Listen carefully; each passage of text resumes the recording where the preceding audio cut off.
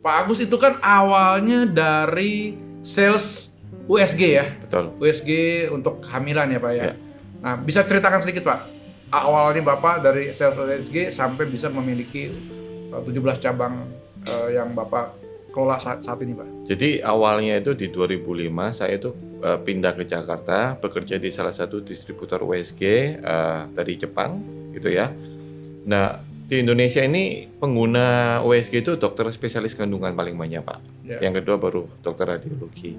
Karena mereka adalah customer yang paling banyak, tentu saja fokusnya saya sebagai sales ya di spesialis kandungan gitu ya. Ya. Ya jadi saya ketemu banyak dokter kandungan, main ke klinik-klinik mereka, main ke rumah sakit untuk jualan.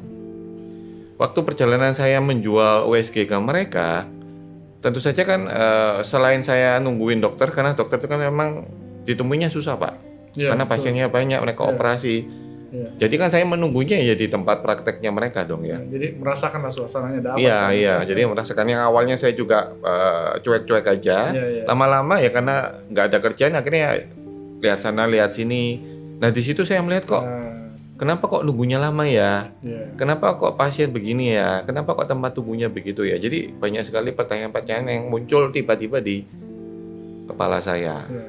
Nah setelah itu saya ngobrol sama dokternya nih, dok kenapa nggak begini, kenapa nggak begitu?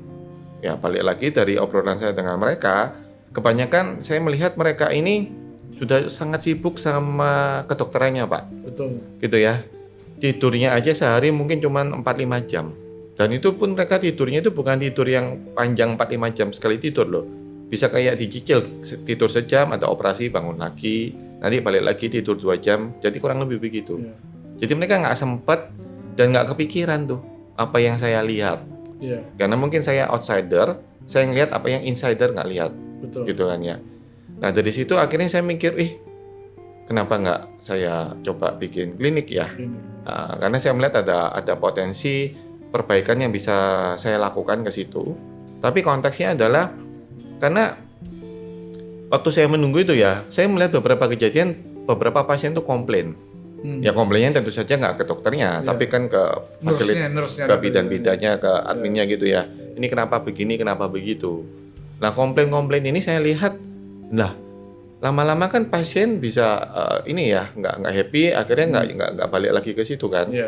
Nah dari situlah akhirnya saya malah yang kepikiran, kenapa nggak saya bikinin klinik yang menjawab bukan cuman kebutuhannya pasien untuk diperiksa, Betul. tapi juga keinginannya pasien. Ya.